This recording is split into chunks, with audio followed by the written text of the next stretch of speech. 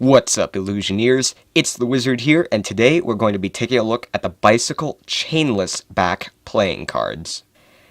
Now, as you can see, this deck does come in both red and blue, but for the purposes of this review, we're just going to take a look at the blue deck. So, taking a look at the tuck case, as you can see on the very front, we have Russell and Morgan Co., Bicycle playing cards, Cincinnati, Ohio. Even though this deck was printed in Erlanger, Kentucky, where the USPCC does have their new factory. Now on the side, we have the text, Made in USA. The other side, air cushion finish.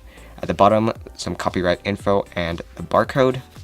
At the top, we just have Bicycle beneath a vintage stamp design sticker seal, and here is a quick glimpse of the back design.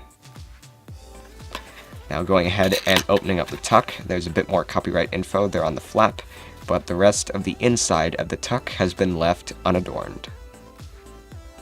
With this deck, you will get a bicycle ad card with advertisements on either side, and you will also get a info card that gives a little info about the design of the tuck case, as well as a little bit of info about the back design.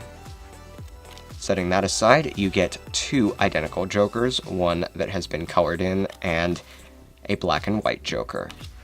Setting those aside, here's a look at the back design, which, as you can see, is minimal and goes back to a historical design that was featured on previous bicycle decks. And setting that aside to look at the faces, here's a look at the Ace of Spades. And as you can see, all the other cards have custom faces and pips, but they're only custom in the sense of being different from a Bicycle Standard deck, because these are the same faces and the same pips that have been featured on decks such as the Bicycle 130th Anniversary Edition deck, as well as the Bicycle Pluma deck, and several others whose names I currently do not recall. Taking a look at how this deck handles, the Bicycle Chainless Back deck was printed on a Bicycle Standard stock with the typical air cushion finish, and also with a modern cut.